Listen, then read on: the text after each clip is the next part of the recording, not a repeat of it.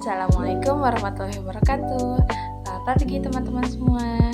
Selamat pagi juga kepada Ibu dosen, Bu Hajah Iis Rodiah. Perkenalkan, nama saya Siva Nurrahma. Saya dan teman-teman saya dari kelompok 3 akan menyampaikan presentasi tentang teori keterkembangan kognitif menurut Levi-Gotsky. Yang pertama, saya akan menyampaikan sedikit profil tentang Levi-Gotsky. Levi-Gotsky lahir pada tahun 1896 di Odessa, Kekaisaran Rusia, atau sekarang bisa disebut dengan Belarus. Ia dikenal sebagai psikolog yang menekankan pentingnya interaksi sosial dan budaya dalam perkembangan anak. Beliau meninggal pada tahun 1934. Meskipun beliau meninggal pada usia muda, teorinya sangat bermanfaat, sangat berpengaruh dalam pendidikan modern, terutama pada pendidikan anak usia dini. Sebelum ke materi, izinkan saya untuk membacakan dulu surat Al-Hujurat ayat 13. A'udzubillahi minasyaitonirrajim. Ya ayyuhan nasu inna khalaqnakum min dzakarin wa untha wa ja'alnakum syu'uban wa qabaila lita'arafu. Inna akramakum indallahi atqakum innallaha alimun khabir. Yang artinya, hai manusia, sesungguhnya kami telah menciptakanmu dari seorang laki-laki dan seorang perempuan. Kemudian kami jadikan kamu berbangsa-bangsa dan bersuku-suku agar kamu saling mengenal. Sesungguhnya yang paling mulia di sisi Allah ialah orang yang paling bertakwa. Sesungguhnya Allah Maha Mengetahui dan Maha Teliti.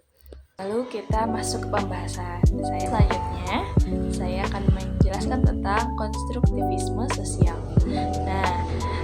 Konstruktivisme sosial adalah teori belajar dan sosiologi yang menyatakan bahwa pemahaman, makna, dan pengetahuan tentang dunia tidak muncul begitu saja, melainkan dibentuk melalui interaksi sosial dan penggunaan bahasa.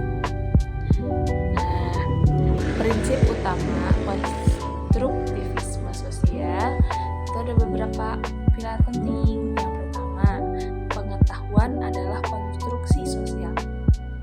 Pengetahuan tidak ditemukan secara pasif, tetapi dibangun secara aktif oleh individu melalui interaksi dengan orang lain. Misalkan dengan orang tua, guru, atau teman sebaya. Dan bisa juga melalui lingkungan budaya mereka sendiri. Yang kedua, bahasa sebagai alat utama. Itu bahasa bukan sekedar alat komunikasi, melainkan alat berpikir. Melalui dialog dan bernegosiasi yang bermakna dengan orang lain, seseorang dapat mengembangkan fungsi kognitif yang lebih tinggi. Ketiga, konteks budaya. Cara seseorang memahami dunia sangat dipengaruhi oleh latar belakang budayanya, latar belakang sejarah, dan norma sosial di mana mereka dibesarkan. Ketiga, konstruktivisme sosial. Teori ini tuh merupakan teori yang lebih spesifik, menekankan bahwa pengetahuan bukanlah sesuatu yang dipindahkan dari guru ke murid, melainkan dikonstruksikan atau dibangun bersama. Contohnya misalkan anak bermain peran. Saat anak bermain rumah-rumahan atau pasar-pasaran, mereka sedang mengonstruksikan pemahaman tentang peran sosial dan norma bermasyarakat. Contoh yang kedua ialah membuat proyek mini berkelompok. Misalkan membuat kebun mini, guru mengajak anak-anak menanam kacang hijau di sebuah wadah. Nah, ada proses sosial.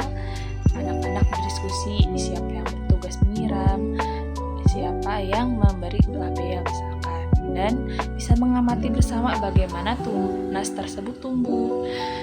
Nah, ada konstruksi pengetahuan juga, pengetahuan tentang pertumbuhan tanaman yang tidak dapat dari buku hanya dibaca atau dijelaskan saja oleh guru, tapi dengan pengalaman langsung yang kolektif dan diskusi bersama teman-temannya. Begitu. Mungkin cukup sekian yang dapat saya sampaikan. Nah, untuk materi selanjutnya akan disampaikan oleh teman saya, yaitu Ibu Resyani. Assalamualaikum warahmatullahi wabarakatuh.